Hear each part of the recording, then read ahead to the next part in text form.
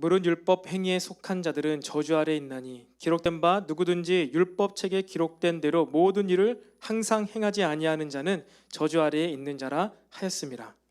또 하나님 앞에서 앞으로 율법으로 말미암아 의롭게 되지 못할 것이 분명하니 이는 의인은 믿음으로 살리라 하였습니다. 율법은 믿음에서 난 것이 아니니 율법을 행하는 자는 그 가운데서 살리라 하였느니라. 그리스도께서 우리를 위하여 저주를 받은 바 되사 율법의 저주에서 우리를 속량하셨으니 기록된 바 나무에 달린 자마다 저주 아래에 있는 자라 하였으니. 함께 읽겠습니다. 이는 그리스도 예수 안에서 아브라함의 복이 이방인에게 미치게 하고 또 우리로 하여금 믿음으로 말미암아 성령의 약속을 받게 하려 함이라. 아멘. 네, 우리 또 팀으로 모인 가운데 또 여기서 함께 예배드리는 우리 모두 좌우 앞뒤에 있는 지체들과 이렇게 인사했으면 좋겠습니다. 복음이 우리를 살렸습니다. 시작. 복음이 우리를 살렸습니다. 또 한번 믿음으로만 행동합시다. 믿음으로만 행동합시다. 믿음으로만 행동합시다. 여러분, 우리는 이제 9번째 시간으로 다시 복음 앞에 갈라디아서를 함께 묵상하고 있습니다. 특별히 우리가 계속 이 복음이라는 주제로 나누고 있는데 최근 3주간 오늘까지 해서 3주간은요 그 소제목이 있는 것 같아요. 바로 율법의 행위와 믿음의 행동입니다. 우리는 율법으로 의로워질 수 없다. 율법으로 만족함을 누릴 수 없다. 그리고 믿음으로만 살 수 있다. 이것에 대해서 오늘까지 우리는 말씀을 나누게 될 것입니다. 율법의 행위는 마치 잘 되는 것 같고 마치 뭔가 이룬 것 같이 보이지만 결국에 우리를 죽이고 믿음의 행위만이 우리를 살린다고 계속해서 우리 말씀을 나누고 있습니다. 우리가 끝까지 믿음으로만 살아가게 되기를 간절히 소망합니다. 우리의 행위와 우리의 어떠한 성취 때문에 우리가 만족하거나 안정감을 누리지 않게 되길 원한다는 거예요. 이것이 율법으로 살지 않는다는 것입니다. 왜냐하면 그렇게 될 때 반드시 우리는 넘어지기 때문이에요. 우리의 행위로 말미암아 안정감을 누리거나 만족을 누리려고 하는 것 자체가 율법의 행위인데 이 땅에서 그 어떤 누구도 율법적으로 완전함을 이룰 수가 없기 때문입니다. 율법으로는 완전함을 이룰 수가 없어요. 그래서 오늘 말씀에도 물은 율법 가운데 거하는 자는 저주 아래에 있다고 했습니다. 그래서 우리는요 행위로 율법 행위, 특별히 율법 행위가 아니라 믿음으로 살아가는 것이라고 말씀하고 있는 거예요. 그렇다면 이 믿음이 무엇입니까? 우리 믿음으로 산다. 이것은 내가 오늘 기도를 하면은 내일 내 병을 치유해 주실 것을 믿는다. 내가 오늘 기도 열심히 하고 예배 잘 드리면은 내일 내가 취업이 될 거라 믿는다. 라는 그런 믿음이 아니라는 거예요. 우리가 얘기하고 있는 이 믿음, 우리가 복음으로 기본으로 돌아갈 때 믿음으로 살리라. 오직 의인은 믿음으로 산다라는 이 믿음은요 하나님께 대해서 믿음으로 산다는 것입니다. 하나님이 어떤 분이신지 알고 어떤 일을 행하시는지 알고 어떤 성품이신지를 알고 그 하나님에 대한 신실하신 하나님에 대한 그 믿음, 그 신뢰함으로 우리가 살아간다는 거예요. 하나님께 대한 믿음으로 살려고 발버둥치는 이 처절함이 우리에게 필요하다는 것입니다. 그래서 이것은요 말씀의 선포의 단순히 지식적인 것이 아니라 하나님께서 이 메시지가 선포될 때 우리에게 이 하나님의 믿음을 우리에게 주시기를 간절히 소망합니다. 제가 여러분에게 줄 수 없는 거 하나님께서 믿음으로 또 영으로 성령께서 여러분 한 사람 한 사람에게 이 하나님에 대해서 믿어지는 믿음이 부어질 것을 예수님의 이름으로 선포합니다. 여러분 오늘 성경이 믿음으로 의롭게 된 이 아브라함에 대해서 소개하고 있습니다. 믿음의 조상 아브라함은 누구입니까? 그는 누구입니까? 내가 왜 4,000년 전 사람, 4,150년 전의 사람을 알아야 하는가? 바울은 왜 2,000년 전 그가 있었던 적보다 2,100여 년 전의 인물인 아브라함을 오늘 언급하고 있는가? 우리는 아브라함 하면 누가 떠오릅니까? 아브라함보다 이삭이 떠오르죠. 그 이삭을 바치려고 했던 그 아브라함의 엄청난 믿음, 그것을 떠올립니다. 근데 아브라함의 이삭 사건 전에 하나님께서는요 아브라함에게 말씀을 하셨어요. 본토 친척 아비 집을 떠나라. 내가 너에게 가야 할 땅을 알려주리라. 이 말씀을 하셨어요. 그리고 오늘 우리가 읽은 6절에 아브라함이 하나님을 믿음에 그것이 그에게 의로 정하셨다 함과 같으니라 라고 말씀이 증거하고 있습니다. 우리가 왜 오늘 이 4100년 전의 사람인 아브라함을 다시 한번 언급해야 되는가, 묵상해야 되는가? 그 이유는 아브라함은요, 이 하나님께, 온 우주 천지 만물을 만드신 하나님께 인정받은 사람이기 때문이에요. 인정받은 사람. 노아의 홍수 사건으로 모든 불의한 사람들을 다 멸절시키고 나서도 다시 그 본성이 타락한 인간들이 바벨탑을 만들었어요. 바벨탑. 도저히 회복 불능이에요. 다시 바벨탑을 만들고 하나님을 대적하는 가운데 있었던 그 시대 가운데 하나님께서 유일하게 누구를 선택하셨습니까? 창세기 12장에 아브라함을 선택한 거예요. 엄청난 사람인 것이죠. 물심판으로 모조리 다 없앴는데 다시 또 타락했는데 그 중에 한 사람, 갈대아 우르, 지금의 이란 저 동쪽 밑에 있는 지금의 그 이란 땅에 있는 한 사람, 이방인이죠. 한 사람을 부르셨어요. 그리고 그를 의롭다고 말씀해 주셨습니다. 믿음에 대해서, 복음에 대해서 말하기 위해서 아브라함을 우리는 언급하지 않을 수가 없다는 거예요. 아브라함이 어떻게 하나님께 인정받았습니까? 받아들여졌습니까? 어떻게요? 이유는 믿음이었죠. 온전히 믿음으로 말미암아 그가 의인으로 칭함을 받겠어요. 하나님께서 그 이를 의로 여겼다고 말씀하신 거예요. 십계명, 율법이 오기 700년 전에 아브라함은 이미 믿음으로 하나님께서 그를 의인으로 받아주셨다는 것입니다. 무엇을요? 하나님의 말씀을 믿었어요. 말씀을 믿었는데 아직 어디로 가라고 정확한 것도 말씀해 주시지 않으시고 내가 너에게 보여줄 땅으로 가라 라는 그 말씀, 하나님께서 아브라함을 어떠한 상황과 환경 가운데 만나신지 모르겠어요. 모세를 만나신 것처럼 그러한 일상적인 삶의 어떤 보여지는 그 작은 나무를 통해서 만나셨는지, 아니면 어쨌든 굉장히 친근한 가운데 말씀으로 어떤 하나님의 아름다운 모습, 위대한 모습이 나온지 모르겠지만 그 하나님의 그 임재 가운데 그가 젖어들어서 이 말씀이 믿어지는 은혜가 돼 있었다는 거예요. 한마디로 아브라함의 믿음은 어떤 믿음이었냐면요, 그래, 이렇게 가면은 내가 엄청난 자손을 누릴 수 있어? 이 수천 명, 하늘의 별과 같이, 바다의 모래와 같이 셀 수 없는 자손을 주신다는 거야. 풍성한 삶을 주신다는 거야. 이것에 대해서 필요한 것은 내가 그냥 저 말을 믿고 이 믿음의 행위, 내가 의식적으로 의지적으로 믿는 이것 하나면 다 된다는 거구나 하면서 그것을 믿고 간 게 아니에요. 하나님께서 주시는 은혜, 아무런 보잘것없고 아무런 이유를 찾을 수 없는 한 사람이었던 아브라함에게 하나님께서 은혜를 주셔가지고 그것이 믿어져서 아브라함이 실제적으로는 아무것도 주어주지 않은 상황 가운데서 믿어진 거라는 거예요. 그 창세기 12장 1절 4절에 이렇게 되어 있어요. 여호와께서 아브라함에게 이르시되 너는 너의 고향과 친척과 아버지의 집을 떠나 내가 너에게 보여줄 땅으로 가라. 이에 아브라함이 여호와의 말씀을 따랐고, 그가요 하나님께서 막 보여주신 그런 풍성함, 속된 말로 떡밥 이런 걸 보고 쫓아간 게 아니라는 거예요. 무엇을요? 말씀을 쫓아갔다는 거예요. 말씀을 믿어진 거예요. 말씀을 따라갔습니다. 여러분, 하나님께 믿음으로 발버둥 치며 사는 자들의 특징은요, 이 말씀을 붙잡는 것입니다.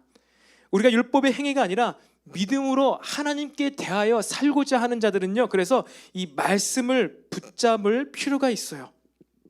내가 하나님 믿습니다, 내 기도하면 응답해 줄 거라 믿습니다가 아니라 나에게 주신 그 음성, 감동, 나에게 어떤 보여주신 것, 그 하나님의 말씀을 붙잡는 삶이 바로 믿음으로 살아가게 만들어요. 그 말씀을 붙잡을 때 내 행위를 돌아보지 않게 돼요. 내 행위를 의지하지 않게 된다는 것입니다. 언제 가야지 내 자손이 이렇게 하늘의 별과 같이 많아지나?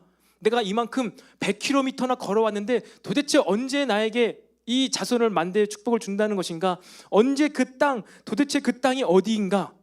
내가 발이 부르터서 이만큼 200km, 300km, 500km 걸어왔는데 도대체 거기가 어디인가? 라고 불신앙하지 않게 된다는 거예요. 어떨 때요? 말씀을 붙잡을 때. 지난 시간에 이어서 계속해서 여러분 우리의 이 율법의 행위가 있다는 거예요. 율법하면 여러분은 나랑 상관없는 것 같죠? 나는 믿음으로 살고 있다고 생각을 하죠. 그런데 저도 그렇고 제가 청년 사역을 하면서 계속해서 보았을 때 믿음의 모양은 있지만 결국 의지한 것은 자신의 율법의 행위를 의지하고 있는 많은 세대들을 보고 있다는 거예요. 여러분에게 있는 율법의 행위를 발견케 되길 바랍니다. 그리고 그 행위가 아니라 하나님께 대하여 믿음으로 살게 되길 바라요. 그래서 말씀을 붙잡아야 되는데요, 말씀을 붙잡기 위해서는요, 첫 번째로 들어야 합니다. 말씀을 들어야 해요. 어떻게 말씀을 들을까요? 예배 시간을 통하여. 그래서 개인 예배의 시간이 필요합니다. 여러분 더 많이 여러분 개인 시간 가운데 하나님을 예배하게 되기를 간절히 소망합니다. 예배하십시오. 이제는 여러분이 주일날 한 번만 예배 드리지는 않을 것 같아요. 이번에 9월 10월 달 이 셀라이프 큐티 책 보니까 64권이나 구매를 하셨더라고요. 참 많이 구매하신 것 같아요. 근데 아직 제 자리에 3권이 있습니다. 제 자리에 3권의 큐티 책이 아직 남아 있는데 안 가져가신 분들은 이제 가져가시고요. 그만큼 여러분이 매일매일 삶 가운데 어떻게든 말씀을 붙잡으려고 노력하는 모습이 있다는 거예요. 너무나 많이 저에게도 도전이 되었습니다. 근데 더 많이 예배를 드리게 되길 바라요. 단순히 말씀을 읽는 게 아니라 그 말씀 가운데 나에게 주시는 하루하루 주시는 메시지를 큐티 가운데 받게 되고, 또 일주일간의 삶, 한 시즌 가운데 이번 다시 복음 앞에라는 이 갈라디아서 말씀을 묵상할 때 이 시즌 가운데 주시는 하나님의 말씀, 감동이 우리에게 들려져야 된다는 거예요. 개인적으로도 예배하시고 또 마찬가지로 우리 청년 공동체에게 주시는 하나님의 말씀, 감동, 인도하심, 방향성이 있다는 거예요. 이것을 우리 공동체가 함께 붙잡게 되기를 바랍니다. 제가 아는 어떤 교회 공동체가 있습니다. 그 공동체는요 10년 넘게 계속해서 예배를 드리는 그런 예배 공동체예요. 제가 이제 해외에서 근무하다가 한국에 와서 교회를 이제 정하게 되는 시즌이 있었는데, 그때도 그 교회를 잠깐 방문했었고 여러 교회를 방문했었고, 그러다가 이제 하나님 인도하심으로 다시 우리 늘세인 교회로 오게 되었는데, 그때가 한 7년 전이죠. 한 6년 7년 전에 그 교회의 모습과 그 임재와 어떠한 역사, 어떠한 하나님께서 하시는 일들이 제가 7년 전부터 계속 이제 인터넷 예배를 통해서 온라인 예배를 통해서 보았는데, 최근에도 마찬가지예요. 계속해서 예배를 드립니다. 그런데 이 공동체적으로 교회적으로 그렇게 10년 넘게 예배를 드리니 요즘 날에는 지금은 정말로 놀라운 그러한 예배의 말씀들, 찬양이 풀어지고 있다는 것을 제가 간접적으로 경험하고 있어요. 그냥 모든 교인들이 말씀 가운데 감동을 받고 아이디어를 받고, 평신도들도 마치 사역자들처럼 말씀을 듣고 해석하고 적용하고 그 삶의 간증으로 말씀을 선포하는 목회자들, 설교자들과 같은 모습이 그 교회 공동체에 많이 있다는 것을 보게 되었습니다. 다른 것이 없는 거예요. 예배가 지속되고 예배가 더 깊어지고 예배로 말미암아서 우리의 믿음 생활, 신앙과 더불어서 우리의 삶이 깊어지고 성숙되어져 가는 것을 제가 볼 수 있었습니다. 마찬가지입니다. 저도 청년 사역을 우리 함께 엘림 공동체에서 하면서 이제 4년째가 넘어가고 있죠. 매 수련회를 통하여서 기도 시간, 집회 시간, 여러 가지 또 예배 시간, 많은 다양한 예배 시간들을 통해서 우리 리더들의 삶 가운데, 지체들의 여러분들의 삶 가운데 경험되어지는 일들, 저도 줄 수 없는 일들, 누가 줄 수 없는 건데 하나님께서 주시는 일에 대해서 경험되어지는 것이 있다는 것이죠. 예배가 깊어질 때 우리 공동체 안에서 이런 것들이 풀어져서 믿음으로 더 살 수 있게 된다는 거예요.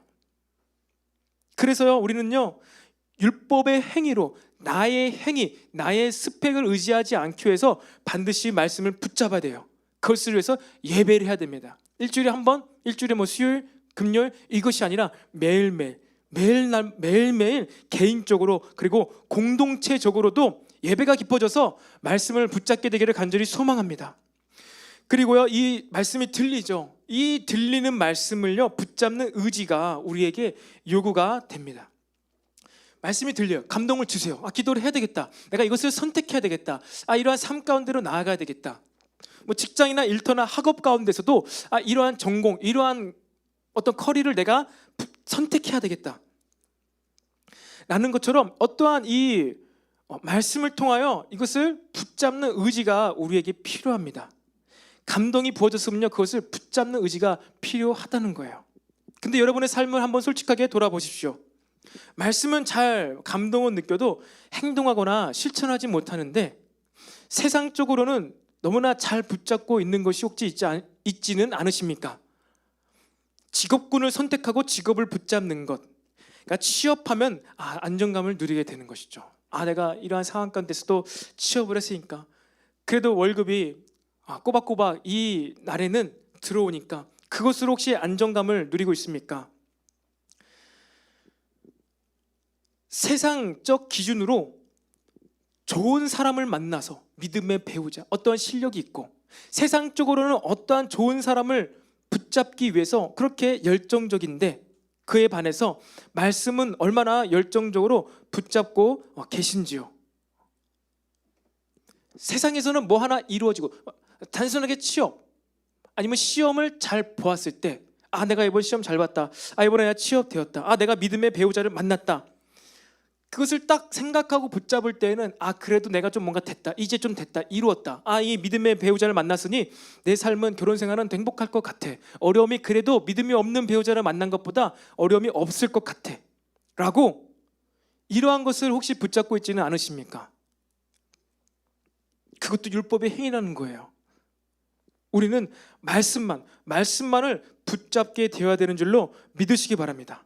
그 말씀을 붙잡음으로 말미암아 믿음의 배우자도 선택하고 그 말씀을 붙잡음으로 말미암아 취업 그리고 직장에서의 생활도 내가 이 직장 일터에서는 이제 이렇게 해야 되겠구나, 오늘 말씀이 이랬는데 이렇게 일터 가운데 해야겠구나 라고 내 삶, 내 일터, 직장생활, 학업을 내가 붙잡는 말씀의 순서를 정렬, 올더링이죠. 질서를 잡을 수가 있어야 한다는 거예요. 이것이 말씀을 붙잡는 의지입니다.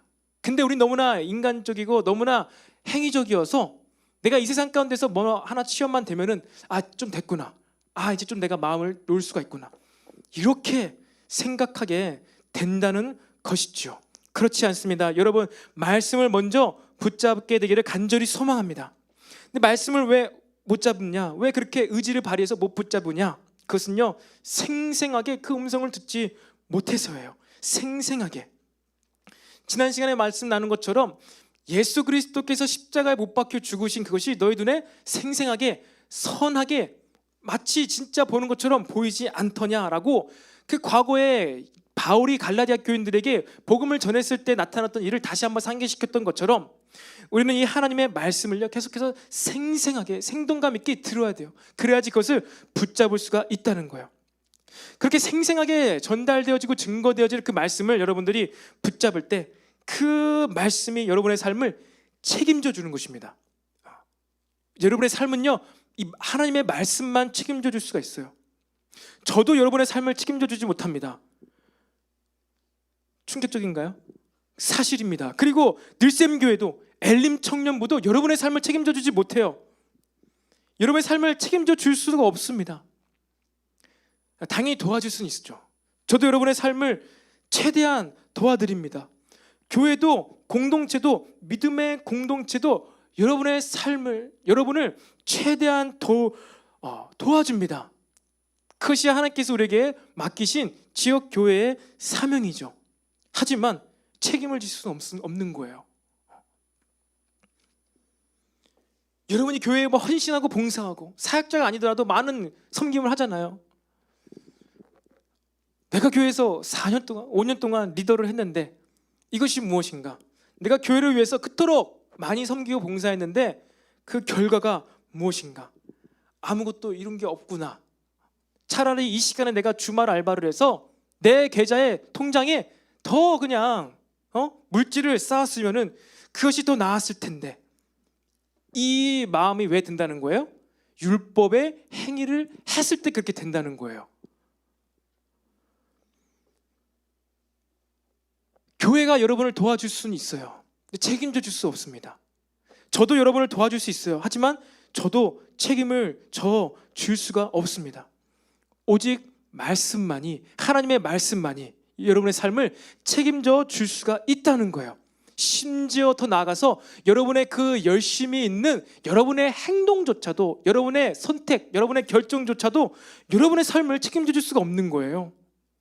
지금 우리 그 시대 상황 가운데 보고 있잖아요. 그 의사, 공공의대 때문에 얼마나 지금 분열과 어려움을 느끼고 있습니까? 나의 그 노력, 나의 그 행위, 어떤 사회가 만들어 놨던 기준, 그 의사가 되면은 그래도 이러한 삶을 살 수 있는 기준 자체가 흔들리고 바뀌고, 내가 했던 노력이 마치 부인당하는 것만 같은 그런 시대를 여러분 눈으로 보고 있지는 않습니까? 그래서 많은 전공의들이, 많은 의대생분들이 이렇게 왜 불만을 펴뜨리는 거죠. 맞죠? 그럴 수밖에 없습니다. 믿음이 없는 사람들이라면요, 더욱더 자신의 행위, 그리고 사람들이 약속해왔던 어떤 기준들을 주장하게 돼 있는 거예요. 그리고 그런 것이 막 함부로 바뀌면 안 되는 것이죠. 그런데 그 의대생 중에 어떤 한 사람이 크리스찬이에요.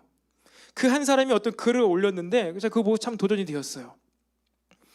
하나님께서, 내가 이제 의대 이제 4학년인가 5학년인가 되는 학생이었는데, 그가 하나님께서 계속해서 열고 허락하시는 이러한 상황 가운데서도 자신이 흔들리지 않고 하나님께서 나에게 주셨던 감동과 그 감격을 지금도 내가 유지하기를 원한다 라면서 계속해서 꿋꿋이 공부를 하면서 나가는 그러한 글을, 믿음의 글을 올렸더라고요. 여러분, 국가도 정부도 여러분의 삶을 책임져 줄 수가 없습니다. 오직 하나님께서만 우리의 삶을 책임져 주실 수가 있다는 거예요. 근데 어떻게? 주님 알아서 하십시오. 지금 책임준다 했으니까, 전사님이 책임 못 준다고 했고 교회도 못 준다고 했고, 근데 하나님께서 준다 했으니까 하나님이 책임져 주세요. 이게 아니라 뭐라고요? 하나님의 말씀, 아브라함이 여호와의 말씀을 따라갔고, 하나님께 주시는 말씀, 감동, 때때마다 주시는, 예배 때마다 주시는 그 말씀이 여러분의 삶을 책임져 주시는 줄로 믿으시기를 바랍니다. 오직 여호와 하나님의 말씀이 우리의 삶을 책임지게 되는 믿음이 부어질 것을 예수님의 이름으로 선포합니다. 이 믿음이 부어질지어다. 오직 이 믿음만이, 살아있는 믿음, 현재적인 믿음, 하나님의 성품을 신뢰하는 그 믿음 가운데, 아직 내 눈앞에 가나안 땅이 보이지 않았지만, 아직 내 눈앞에 엄청난 자손들이, 한 명의 자손도 발생되고 태어나지 않았지만, 그것이 믿어지고 믿는 그 믿음이 우리에게 필요하다는 거예요. 이것이 믿음으로 말미암아 하나님께 대하여 살고자 하는 자들의 몸부림이라는 것입니다. 그런데 오늘 7절, 그런즉 믿음으로 말미암은 자들은 아브라함의 자손인 줄 알지어다. 근데 아브라함이 그렇게 했다는 거예요. 아브라함이 그렇게 살았다는 겁니다. 그런데 7절에 이어서 믿음으로 말미암은 자들은 모두가 다 아브라함의 자손인 줄을 알라는 거예요. 믿음으로 예수님을 믿는 자들은요, 그런즉 믿음으로 말미암은 자들, 이 믿음은 예수님을 믿는 믿음, 예수님이 믿어지는 믿음이에요. 예수님을 믿는 자들은요, 아브라함의 자손, 곧 아브라함과 동일한 사람이라는 뜻이에요. 이것이 무엇입니까? 이 자손이 무엇입니까? 그 부모의 모든 유산과 유업을 합법적으로 상속받을 수 있는 자들이에요. 이 믿음 때문에 아브라함이 의인이 됐던 것처럼 우리도 의인이 된다는 것입니다. 그래서 여러분, 우리들도요, 그렇게 아브라함처럼 믿음으로만 하나님께 대하여 살아가게 되기를 바랍니다. 그런데 그 아브라함이 믿음으로 어떤 삶을 살게 되었습니까? 믿음으로 말미암아 그는요, 복의 근원이 된 거예요. 아브라함의 삶은요, 믿음으로 살았는데요, 그 결과로 복의 근원, 복의 통로가 되었습니다. 천하 만민이 너로 말미암아 복을 받게 될 것이다. 하나님께서 말씀해 주신 거예요. 믿음으로 말미암아 하나님께 대하여 살고자 하는 자들은요, 어떻게 된다고요? 그 한 사람을 통해 주변 사람이 복을 받게 되는 거예요. 먼저 아브라함의 가족들이 구원을 받았죠. 복을 받았죠. 그의 사촌 롯도 구원을 받았어요. 복을 받았습니다. 그리고 아브라함으로 말미암은 이 이스라엘 민족이 이제 태어났죠. 이스라엘 공동체가 하나님의 선택을 받아 쓰임이 받는 민족이 되었어요. 이스라엘이 그래서 어떠한 민족이 되었습니까? 여호와의 증인이 되었어요. 제호바스 위트니스라고 하죠. 이단인데, 그들은 자기네들이 여호와의 증인이라고 하는 거예요. 한국 사람인데 뭐 다른 나라 사람인데 여호와의 증인 누구냐면요, 여호와의 제호바스 위트니스는요 이스라엘 사람 말하는 거예요. 그것은 무슨 얘기느냐, 이스라엘 사람 존재, 이스라엘의 역사가 하나님이 계시지 않다고는 도저히 말 못하는 민족이 되었다는 거예요. 그들의 존재 자체로 역사적으로 실제적으로 사실적으로 하나님이 계시다, 증인이라는 것을 증명할 수 있는 민족이 되었다는 거예요. 어떻게 해요?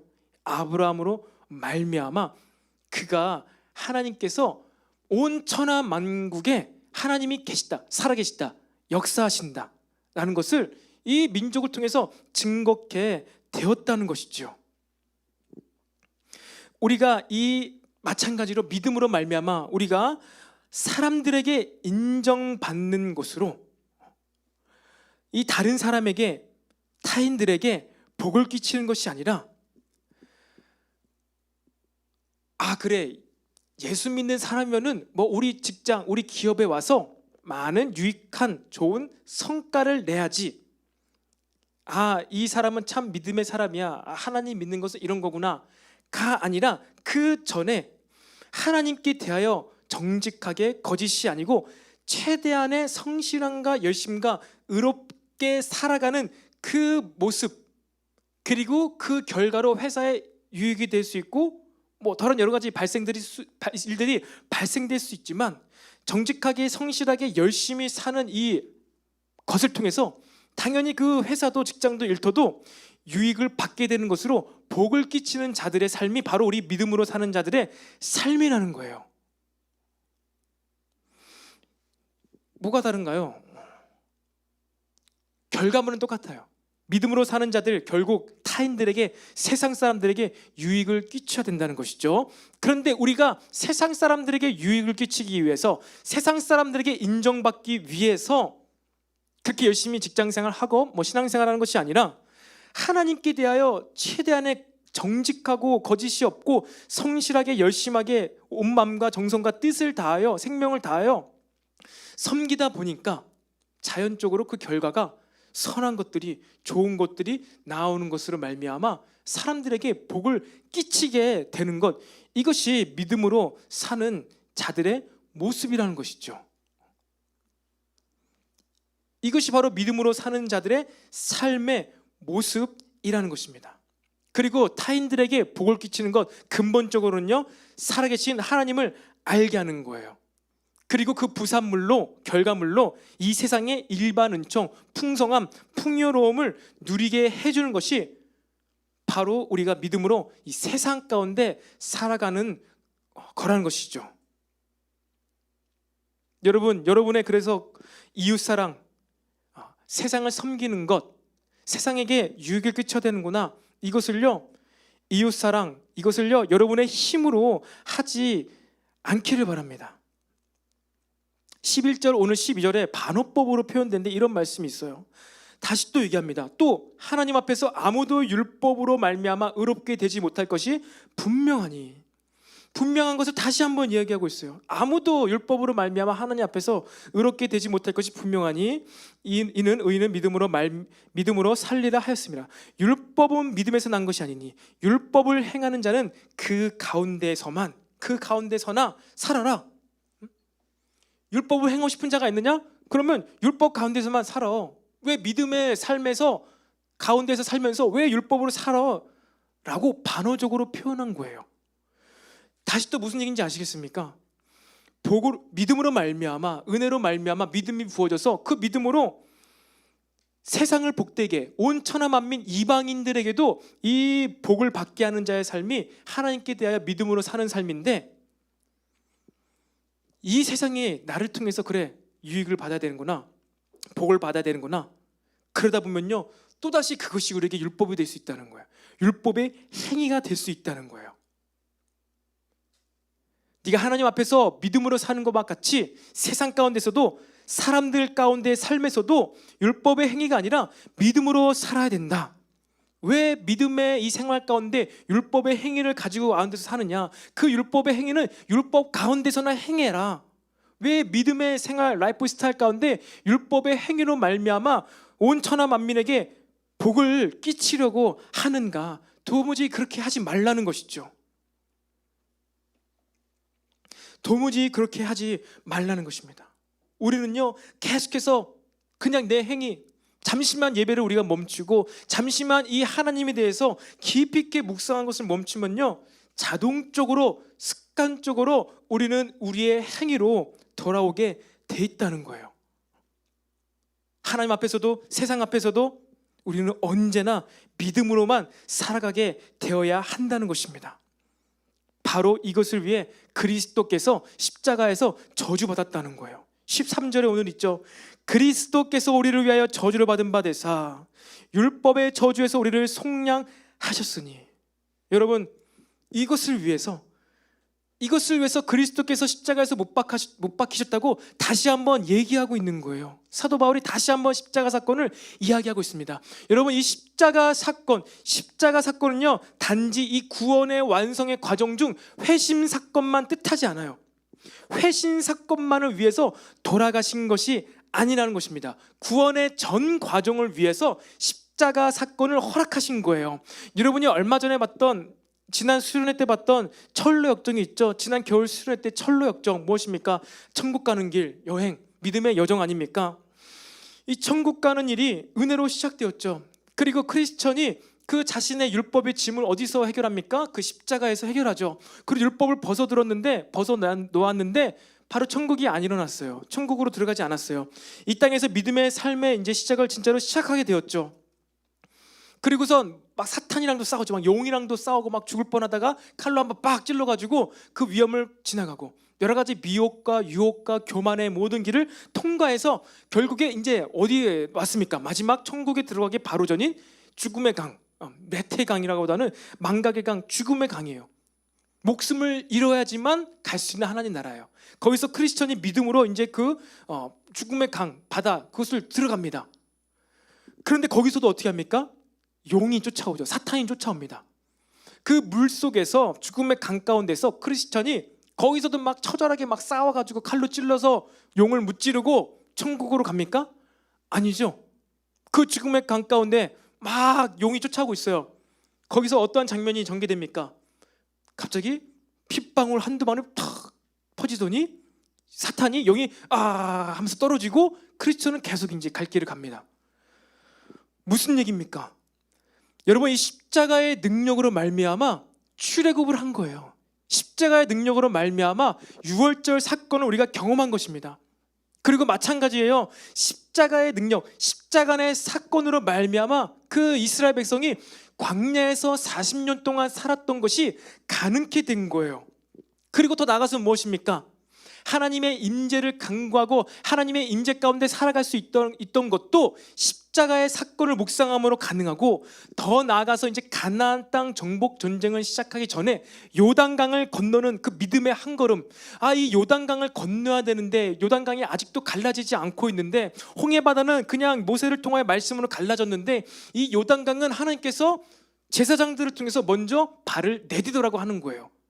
믿음의 행동을 요구할 때도요, 우리는 십자가를 의지함으로, 십자가 사건으로 생각함으로 요단강에 발을 이제 담궈서 건너갈 수 있는 것, 그때도 우리는 예수님의 십자가가 필요합니다. 그리고 더 나아가서 여호수아와 이스라엘 백성이 가나안 정복 전쟁을 막 하잖아요. 싸우잖아요. 그 가나안 정복 전쟁, 하나님 나라의 통치가 이 땅 가운데 이제 일어나게 해주는 실질적인 삶에서의 몸부림도 어떻게 가능합니까? 그것도 예수님의 십자가의 능력으로 가능하다는 거예요. 여러분, 이 예수님의 십자가의 사건, 이 예수님의 십자가의 능력으로 모든 우리의 이 구원 사건들이 완성되어져 가는 것을 여러분 반드시 기억하시기 바랍니다. 그것이 아니면요, 우린 다시 율법으로 돌아가요.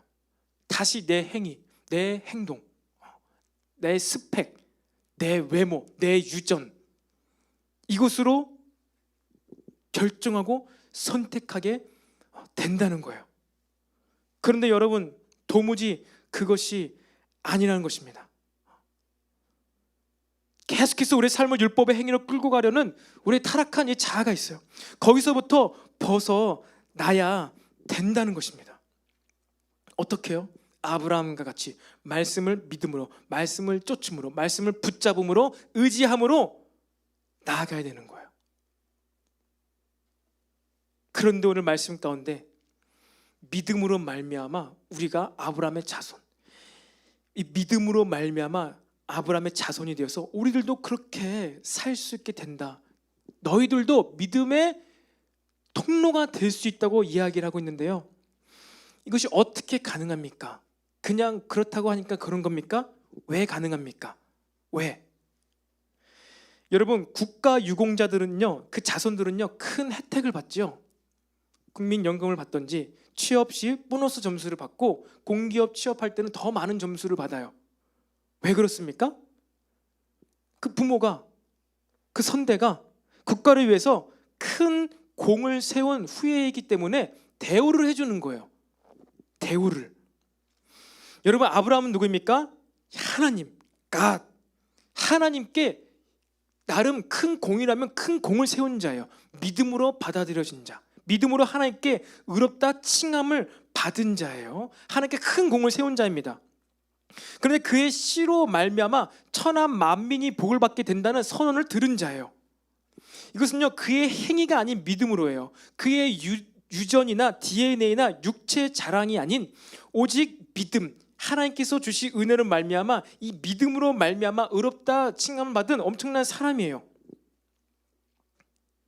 근데 그 엄청난 사람, 그 공을요, 마찬가지로 우리도요, 믿음으로 말미암아 어떻게 해요? 동일하게 누릴 수 있게 된다는 겁니다. 하나님께서 아브라함을 역사적 기록, 역사적 사실 가운데 엄청난 자손으로 이렇게 번성하게 해주셨던 것처럼 우리들도 믿음으로 말미암아 동일하게 그러한 축복을 받게 된다는 거예요. 영적 동질성을 누리게 된다는 겁니다. 믿음으로 말미암아 우리는요, 아브라함이 받았던 동일한 축복과 그의 이 믿음, 하나님께 대하여 살고자 하는 이런 엄청난 그의 인생의 여정들의 그 간증들이 우리의 삶의 간증이 된다는 거예요. 어떨 때요? 믿음으로 말미암아. 그 믿음이 무슨 믿음이라고요? 예수님의 십자가의 사건을 믿는 믿음이에요. 그런데 놀랍게도요, 요한복음 8장 56에서 58절에 이런 말씀이 있어요. 예수님께서 하신 말씀입니다. 너희 조상 아브라함은 나의 때 볼 것을 즐거워하다가 보고 기뻐하였느니라. 유대인들이 이르되 내가 아직 50세도 못 되었는데, 예수님을 뜻하는 거죠. 네가 아브라함을 보았느냐? 예수께서 이르시되 진실로 진실로 너에게 이르노니 아브라함이 나기 전부터 내가 있느니라 하시니. 여러분, 과거에 아브라함이 믿었던 믿음은 하나님의 거룩한 음성이랄지 어떠한 굉장한 나타남으로 해서 믿고, 우리의 믿음은 예수님의 십자가의 믿음과 다른 것, 그것을 이야기하고 있는 것이 아니죠. 같다는 것입니다. 여러분, 놀라운 말씀을 예수님께서 하신 거예요. 너희 조상 아브라함은 2000년 때 전에 나의 때에 볼 것, 지금 너희들의 때 예수님이 이 땅에 초림으로 오셔가지고 역사가 나타나고 죽은 자가 살아나고 또 십자가에서 죽으시고 부활하실, 이것을 얘기한 거예요. 예수님의 사역을 얘기하는 거예요. 그런데 아브라함이 어떻게 했다고요? 그것을 보았다는 거예요. 그리고 그것을 보면서 즐거워했고 기뻐했다는 것입니다. 아브라함이 믿었던 것도요, 예수님의 십자가의 사건과 죽으심과 부활이었고요, 우리가 믿는 것도요, 믿음도요, 예수님의 십자가의 죽으심과 부활의 사건이라는 거예요. 지금으로부터 4100년 전에 있었던 믿음과 지금 우리의 믿음이 동일한 사건을 갖고 기뻐하고 즐거워할 수 있다는 것입니다. 여러분, 이 믿음이 우리에게 부어지기를 간절히 소망합니다. 근데 놀라운 것은 더 나아가서 아담도요, 이것을 믿었어요. 아담도 믿음으로 사는 것, 하나님께서 창세 때부터 우리에게 주셨던 믿음은요, 예수님의 십자가의 믿음이에요. 놀랍지 않습니까? 아담에게도 그 믿음을 주셨고, 아브라함도 그렇게 믿었고, 다윗도 그렇게 믿었고, 우리들도 앞으로 마지막 때까지 모든 믿는 자들이 이 십자가의 사건으로 말미암아 하나님을 믿어지게 되었다는 거예요. 오늘 찬양하면서, 예배하면서 계속해서 두 번째 찬양도 갈보리 그 십자가, 주 앞에 나와 십자가, 이 찬양. 그리고 첫 번째 찬양 뭐였죠? 예수 예수를 반복했죠. 예수 예수 반복하면서 그 찬양 가운데 오늘 말씀은 제가 정리하면서 그렇구나, 아브라함도 믿음으로 말미암아 예수님을 바라보았고 예수님을 통한 하나님의 사랑과 공의와 심판으로 말미암아 즐거워하고 기뻐하고 이것이 그에게 의가 되었구나. 이 믿음이 그에게 의가 되었구나. 그런데 생각해 보니까 사실 이것은 애초부터 첫 인류였던 모든 인류에게 하나님께서는 이 믿음을 부어 주셨던 거구나. 다시 한번 상기되었어요. 여러분, 제가 몇 번 메시지 때 얘기한 적이 있었던 것 같습니다. 여러분, 아담이 하나님께 저주를 받았죠. 아담과 하와와 이 사단이 하나님께 저주를 받았습니다. 근데 그 저주를 받고 나서 어떻게 되었죠? 하나님께서 그들에게 선포하셨죠. 여자의 후손이 내 머리를 상하게 하고 너는 그의 발꿈치를 상하게 할 것이다. 잘 모르겠지만 이 후손, 여자의 후손, 여자는 누구예요? 하와잖아요. 하와. 아마도 그때 이 선언을 사단과 아담과 하와가 다 같이 들었던 것 같아요. 여자의 후손이 뱀의 머리 상하게 한다. 너는 그 여자의 후손의 발 뒤꿈치를 상하게 할 것이다. 그리고 나서 가죽옷을 지어 입으셨어요. 그리고 나서 아담과 하와가 무엇을 했습니까? 가장 첫 번째로 한 일이 그때부터 열심히 아기를 낳았어요. 아기를 낳았습니다. 그리고 그 첫째 아들의 이름이 무엇이죠? 카인이죠. 가인입니다. 가인의 이름은 무엇입니까? 뜻은 무기입니다. 해치는 무기, 웨폰입니다. 아담과 하와가 하나님의 그 선포를 들었을 때 무엇을 생각했겠습니까? 그들이 하나님과의 믿음의 교제 가운데 너무나 행복하게 살았는데 하나님께 불순종함으로 말미암아 그들이 창피함, 부끄러움을 알게 되었어요. 놀라운 믿음의 교제가 깨지고 자신이 저주받고 너무나 불쌍해지고 너무나 공허하고 만족감이 없는 이 비포와 애프터를 본인이 느끼게 된 거예요. 그런데 이것을 사단을 저주하시면서 하나님께서 말씀하신 이 선언으로 말미암아 그렇구나, 이 지금 내가 느끼는 이 엄청난 불안감과 이것을 이 내 아내의 후손을 통해서 하나님께서 그 이 나쁜 사탄 마귀의 일들을 끝내시려나 라고서 그것을 믿었어요. 하나님께서는 그것을 이 예수님을 계획하시고 말씀해 주신 거죠. 근데 아담과 하와는요 나름대로 그것을 믿었어요. 믿고 자녀의 이름을요 무기로 삼은 거예요. 왜? 가인을 통해서 그 사단의 그 일을 멸하게 하려고. 근데 자손을 낳았는데 어떻게 됐습니까? 저주가 끊겼나요? 안 끊겼어요. 아직 그때 그대로의 상황 그대로예요. 그럼에도 불구하고 그들은요 자손을 계속 낳았어요. 자녀를 계속 낳았어요. 둘째 아들의 이름 무엇이죠? 아벨입니다. 헤벨이에요. 아벨은 무엇입니까? 아벨의 뜻은요 허무함입니다. 전도서에 나올 때 헛되니 모든 것이 헛되도다가 히브리어로 헤벨로 기억되어 있어요. 그 후손을 낳았는데 저주가 끊기지 않은 거예요. 나름 자기 신이 하나님의 말씀을 주셨고 그것을 믿어가지고 믿음으로 낳았는데 끝이 안 난 거예요. 근데 그럼에도 불구하고 자손을 또 낳습니다. 계속 낳습니다. 근데 자신의 연약함이 있죠. 그래서 허무하다, 이 저주가, 이 지옥과 같은 삶이 끝나지 않았구나 하면서 헤벨로 둘째 아들의 이름을 지은 것입니다. 믿음의 슬럼프, 연단 과정이죠. 더군다나 그 아들이 죽게 돼요. 그 첫째 아들 가인이 사단의 머리를 깨트린 게 아니라 둘째 아들을 깨트려 버린 거예요. 근데 아담과 하와는요 자신의 행위를 의지했더라면은 내가 이렇게 자손을 낳았는데 하나님 말씀대로 자손을 낳아서 이름까지 내가 무기라고 지었는데 왜 이 저주가 끝나지 않습니까? 둘째 아들도 낳았는데 왜 안 끝납니까? 라고 자신이 열심히 아기를 낳은 그 행위에 집중하지 않고 하나님 말씀 의지한 거예요. 또 누굴 낳습니까? 셋을 낳은 거예요. 계속해서 나서 셋을 통해서 예수 그리스도가 오게 된 것입니다. 여러분, 이미 태초 때부터요 이러한 믿음이 부어진 거예요. 아브라함도 마찬가지였어요. 아브라함도 똑같이요 그 하나님의 믿음으로 말미암아 예수님 때에나 볼 수 있는 것을 믿음으로 믿고 즐거워하고 기뻐하여서 순종함으로 말씀을 믿고 살아갔다고 했어요. 다윗 때도 마찬가지죠. 다윗이 시편 가운데 그가 기록합니다. 하나님에 대해서, 예수님에 대해서 그가 예언적인 찬양을 하면서 자신이 환상 가운데 예수님을 봐요. 하나님을 내가 환상 가운데 보았는데, 내가 꿈 가운데 환상 가운데 보았는데 하나님 느낌이 분명한데 그가 너무 인자와 같습니다. 사람의 아들과 같습니다. 도대체 이거 너무나 신기합니다 하면서 그가 찬양 가운데, 예배 가운데 예수님을 본 것을 시편에 기록을 하고 있는 거예요. 여러분, 과거의 때나 아브라함 때나 노아의 때나 그리고 다윗의 때나 지금 우리의 믿음이나 똑같은 믿음인 줄로 믿으시기 바랍니다. 그것이 뭐예요? 예수님의 십자가 사건. 그리고요, 우리는요 더 좋죠. 더 많은 유익을 누리고 있습니다. 어떻게요?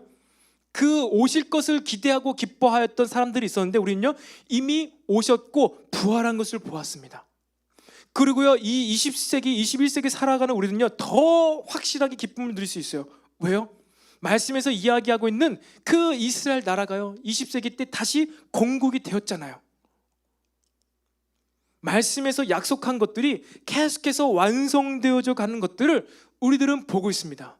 그리고 우리들은요 이제 무엇을 믿고 있죠? 무엇을 바라보고 있습니까? 무엇을 바라봄으로 기뻐하고 즐거워함으로 하나님을 쫓아 살아가고 있습니까? 바로 다시 오실 예수님, 다시 오실 심판주로 오실 그 예수님을 기대하고 흠모하고 사모함으로 기뻐하고 즐거워하며 살아가는 자들이 바로 우리라는 거예요. 이 믿음으로 말미암아 우리가 하나님께 대하여 믿음으로 살 수가 있다는 것입니다. 주님께서 반드시 오실 거야. 주님께서 반드시 오시면은 이런 모든 이 세상의 불의와 불공평함과 모든 죄로 오염된 것들을 심판하실 것이야.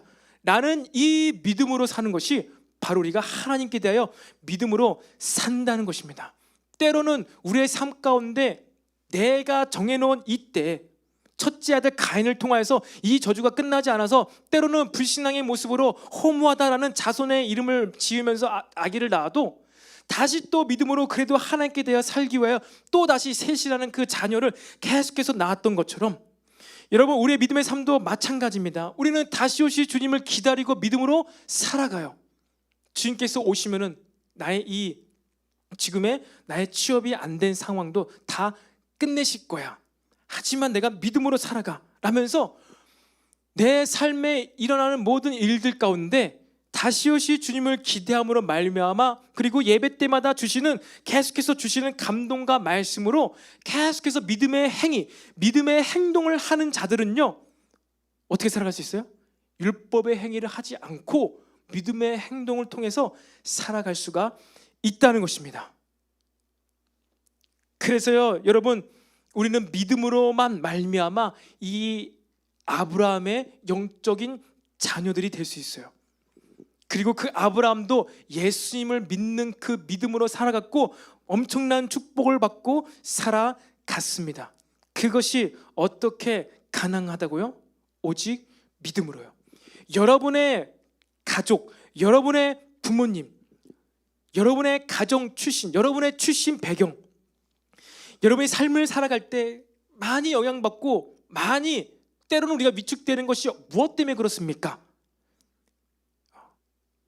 여러분 성에 차지 않는 가족들 때문에, 내 유전 형질 때문에, 내가 물려받는 조상으로부터 물려받은 어떠함 때문에 계속 우리는 좌절할 때가 없잖아 있는 것 같습니다. 나는 이렇게 키가 작게 태어나가지고 나는 너무 많은 제약을 받아. 나는 이렇게 세상적으로 못나게, 머리도 내가 너무 세상적으로 못나게, 내 성격과 이런 것이 너무나 내 유전을, 부모님으로부터 유전을 받은 것 때문에 못나서 내가 이것에 지대한 영향을 받고 살아. 우리는요 이렇게 생각하지 않습니까? 뭔가 해보려고 해도 난 안 돼, 난 이런 것은 할 수 없지. 우리 가족에서 내 부모님, 내가 보는 이 부모님으로부터 말미암아 내가 어떻게 이러한 엄청난 믿음의 삶을 살 수 있어? 안 되지 라면서 우리 스스로는요 알게 모르게 여러분은 여러분의 부모님과 여러분의 조상들로부터 받은 그 영향력들 가운데 그냥 저냥 믿음이 아닌 주어진 것 가운데서만 그냥 살아가려고 하는 성향이 나도 모르는 것 가운데, 무의식 가운데 자리 잡혀 있다는 것입니다. 그런데 오늘 믿음으로 산다는 것은 무엇입니까? 믿음으로 인하여서 우리가 이 아브라함의 가문, 이 엄청난 가문에 들어가게 된다는 거예요. 그렇다고 해서 가족력의 영향, 내가 믿는다고 해서 갑자기 내가 키가 막 10cm가 크고 그런 것이 아니라 우리가 믿음으로 말미암아 영적인 동질로서 아브라함의 자손이 되었을 때 가족의 영향력을 받지만 그래도 괜찮다는 거예요. 이제 거기서부터 믿음으로 출발해서 시작해서 그리스도의 장성한 분량까지 나아갈 수가 있다는 것입니다. 그 어떤 유전적 DNA적 형질도 영향을 더 이상 우리에게 못 준다는 거예요. 어떨 때? 믿음으로 발부둥치며 살아가려고 할 때 모든 그러한 조상들로부터 내 선대로부터 물려받는 성격, 나의 어떠한 심리 상태, 그런 어떤 호르몬 분비량의 상태, 이런 모든 것들로부터 벗어나게 되는 줄로 믿으시기 바랍니다. 이것이 믿음으로 아브라함의 자손이 된다는 그러한 참된 의미 있는 거예요. 의미라는 거예요. 왜? 우리는요 가만히 있으면요 가족들의 영향을 받게 돼 있어요. 이미 여러분의 피부 색깔, 생김새 모든 것이 가족의 영향을 받잖아요. 믿음으로 살려고 발부둥칠 때, 하나님의 말씀을 붙잡으려고 할 때 알게 모르게 나도 모르는 상태 가운데, 상황 가운데 우리는 우리의 육신의 조상의 이 육신의 조상의 영향을 받고 한계 짓고 살아가게 돼 있다는 거예요. 근데 그게 아니라는 거예요. 믿음으로 말미암아 우리는 하나님께 큰 공을 세웠던 이 믿음의 조상 아브라함이 받았던 그만큼 우리도 동일하게 축복을, 믿음의 삶을 살아갈 수 있다는 사실을 믿으시기 바랍니다. 우리 말씀을 정리하겠습니다. 그래서요 이것이 바로 믿음으로 사는 자들이에요. 이렇게 믿음으로 사는 자들에겐요 하나님께서 그를 통하여 복음을 전파하게 하십니다. 그의 삶을 통해 하나님께서 살아 계심을 전파하게 된다는 거예요. 나의 어떠함으로 하려고 했을 때는 그럴듯해 보이지만 결국 내가 드러난다는 거예요. 잘 되거나 잘 안 되거나 상관없이 우리는 믿음으로만 살아가게 되어야 되는 줄로 믿으시기 바랍니다. 여러분이 믿음으로 살아가려고 할 때 필연 나의 모습, 나의 행동을 보게 되고, 때때로 필연 여러분의 부모님, 또 여러분의 유전, 여러분의 DNA, 나의 형질을 보게 된다는 거예요. 그런데 그게 오늘 아니라는 것입니다. 하나님 앞에서는 아무도 율법으로 말미암아, 태생적인 것으로 말미암아, 자신의 행위로 말미암아 아무도 의로워질 수가 없어요. 받아들여질 수 없어요. 그래서 믿음의 삶의 역사와 복음 전파가 나타날 수가 없다는 거예요. 오직 믿음으로만. 오직 우리는 하나님께 대하여 살고자 하는 이 믿음의 발버둥침, 믿음의 기반을 둔 그 믿음은 어디서부터 나와요? 말씀을 듣고 말씀을 붙잡고, 내 행위가 아니라 말씀을 붙잡고 살아가려고 하는 그런 믿음의 행위 가운데 바로 하나님의 이 복음이 전파, 증거가 된다는 것입니다. 이것이 바로 아브라함에게 부어졌던 하나님의 은혜로 말미암았던 믿음이에요. 그 믿음이 우리에게도 동일하게 부어질지어다. 이 하나님을 향하여 살고자 하는 믿음, 오직 이 믿음만, 이 믿음의 행위만 우리에게 남아지게 될 것을 예수님의 이름으로 선포합니다. 모든 율법의 행위들이 예수님의 이름으로 떠나가게 될 것을 선포합니다.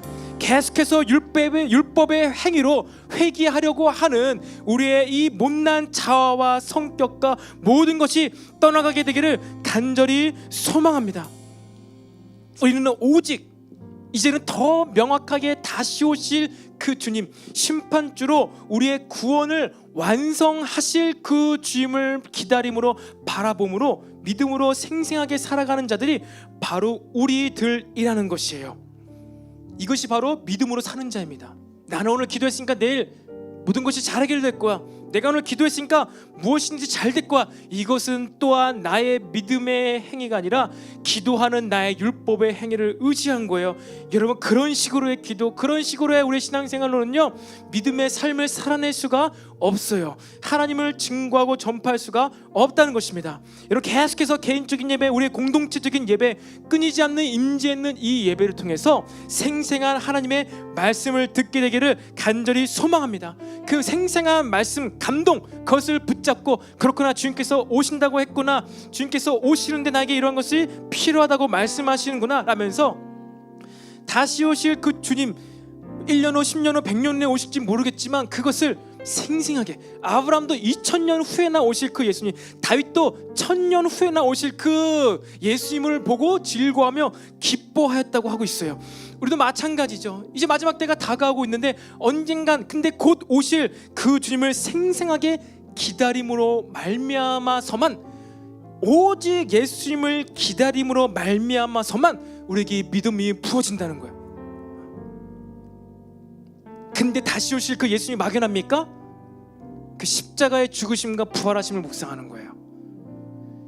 이렇게까지 해서라도 약속의 확증을 주셨고 반드시 내가 곧 다시 오리라고 한 그 약속을요, 십자가의 처절한 사건과 놀라운 부활과 놀라운 몸으로 이 땅 가운데 40일 동안 계셨던 그 예수님을 바라볼 때 우리는 다시 오실 예수님에 대한 믿음도 생생하게 살아있을 수 있다는 거예요. 곧 우리에게 이 부어지는 이 다시 오실 예수님에 대한 믿음은요, 어디에 기준합니까? 근거합니까? 바로 그 십자가 사건, 2000년 전에 있었던 십자가 사건은요, 4000년 전에도 2000년 후에 있을 십자가 사건, 지금도 2000년 전에 있었던 십자가 사건, 모든 인류의 역사의 믿음은요, 바로 이 십자가로부터 시작되었다는 것입니다. 너무나 놀랍지 않습니까? 시간과 공간과 모든 것을 초월해서요, 하나님은요, 모든 말씀을, 메시지를, 믿음을요, 이 십자가 사건부터 퍼뜨리시는 거예요.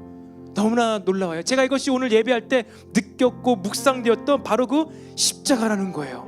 이 십자가 언제나 과거에나 아브라함 때나 심지어 아담 때나 그들도 예수라는 단어는 몰랐을지 몰라도 하나님께서 보내주신 그 인자, 사람의 하나님의 아들, 그분을 생각함으로 생생한 믿음으로 말씀을 붙쫓아 살아갔다는 것입니다. 여러분의 삶을 돌아보십시오. 오늘까지 해서 율법의 행위와 믿음의 행동이 반드시 구별되어지기를 바랍니다. 더 이상 여러분을 의지하는 율법의 행위적인 믿음을 살아내지 마시기 바랍니다. 오직 순수하게 진정한 믿음으로 살아가게 되기를 간절히 소망합니다. 우리 말씀을 생각하면서 우리 다 같이 주여 한번 외치고 기도하겠습니다. 주여, 예, 주님, 하나님, 우리에게 주신 이 믿음의 삶, 하나님께 대하여 살아있을 수 있는 믿음, 오직 예수 그리스도로 말미암음을 다시 한번 선포합니다. 오직 주님의 십자가 사건으로 말미암아 우리들에게 믿음이 부어질지어다. 2000년 전에 오셨던, 죽으시고 부활하셨던 그 십자가의 믿음이 오늘 우리에게 부어질지어다. 이 믿음으로 말미암아 다시 오실 예수님에 대한 믿음과 확신이 부어질지어다. 그 세상이 없앨 수도 없고 부인할 수도 없는 예수님의 십자가의 사건이 우리에게 다시 한번 생생하게 덧입혀질지어다. 네, 주님 감사합니다. 우리에게 십자가를 주시고 십자가가 믿어지게 하시고 이것으로 말미암아 모든 말씀의 믿음을 부어주시니 감사합니다.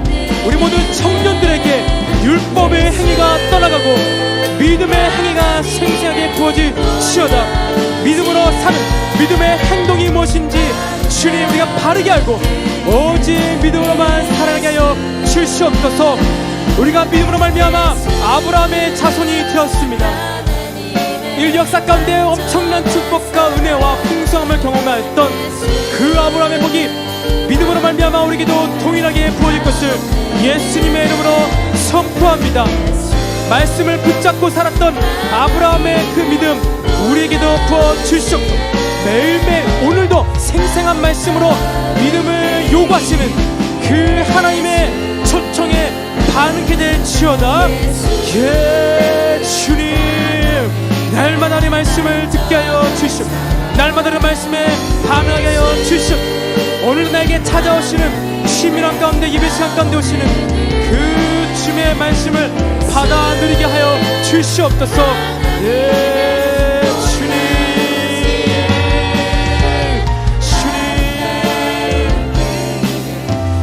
네, 우리가 한 번 더 기도하기 원합니다. 이 시간 기도할 때 여러분이 오늘 말씀 가운데서 혹은 근래에 있어서 주님의 감동하심을 받은 것이 있습니까? 하나님의 말씀을 큐티 가운데 어떠한 기도 시간 가운데 받은 것이 있습니까?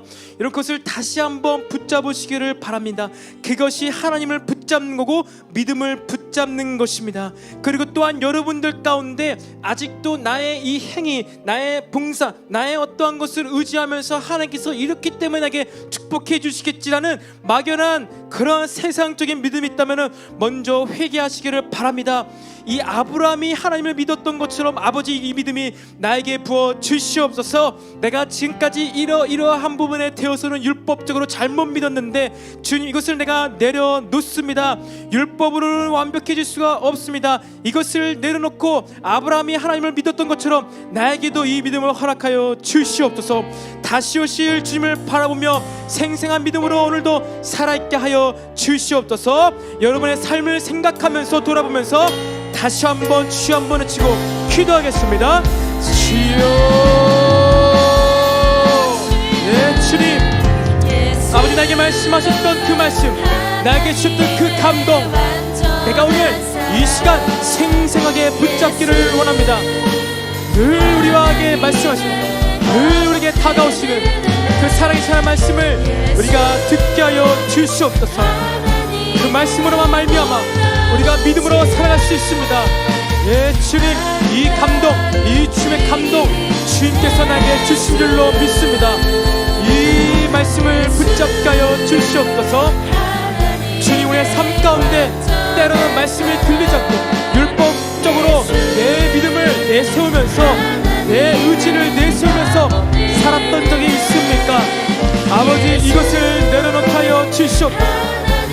도무지 나의 행위로는 살아갈 수가 없습니다. 도무지 나의 이 기도의 행위로는, 나의 이 의식적인 행위로는, 나의 다짐과 나의 의지로는 주님 앞에 살아갈 수가 없습니다. 믿음의 삶을 감당할 수 없습니다. 주님, 오직 하나님에 대해 살고자 하는 나의 마음, 오직 믿음으로만 다시 오실 주님을 생생하게 느끼며 십자가의 사건을 묵상함으로 나오는 그 하나님의 능력으로만 살아가게 하여 주시옵소서. 그 믿음으로만 살아가게 하여 주시옵소서.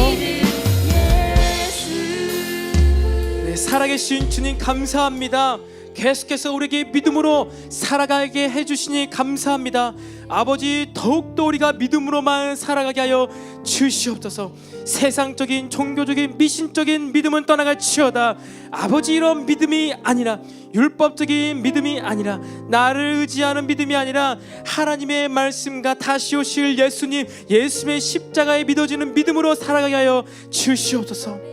그러기 위해서 우리가 하나님 앞에서 영적으로 더욱더 깨어있기를 원합니다. 그 십자가의 사건이 생생하게 느껴지는 나의 마음을 주님 준비케 하여 주시옵소서.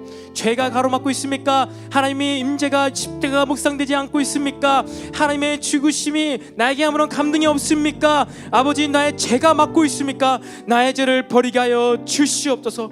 미래를 준비하는 나의 율법적인 행위가 그 예수의 십자가의 사건을 가로막고 있었습니까? 아버지 나의 계획과 행위를 모든 것을 내려놓게 하여 주시옵소서. 나의 계획과 행위로 준비하는 것보다 더 큰 능력이 십자가를 묵상할 때 나온다는 것을 믿어지게 하여 주시옵소서. 그 십자가로 말미암아 살아갈 때는 우리가 안 되나 되나 잘 되나 잘 안 되나 모든 것이 협력하여 선을 이룰 수 있다는 것을 믿습니다.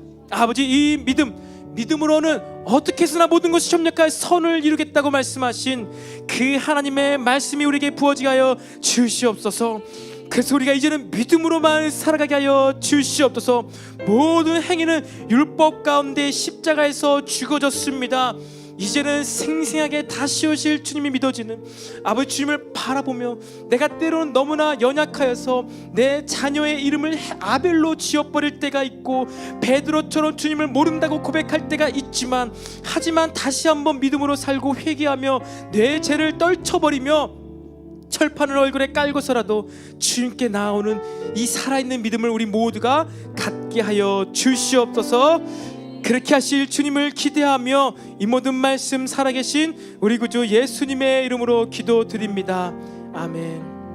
하늘에 계신 우리 아버지여, 이름이 거룩히 여김을 받으시오며 나라의 임하옵시며 뜻이 하늘에서 이루어진 것 같이 땅에서도 이루어지이다. 오늘날 우리에게 일용할 양식을 주옵시고 우리가 우리에게 죄 지은 자에게 사하여 주었던 것같이 우리의 죄를 사하여 주옵시고 우리를 시험에 들게 하지 마옵시고 다만 악에서 구하옵소서. 대개 나라와 권세와 영광이 아버지께 영원히 있사옵나이다. 아멘.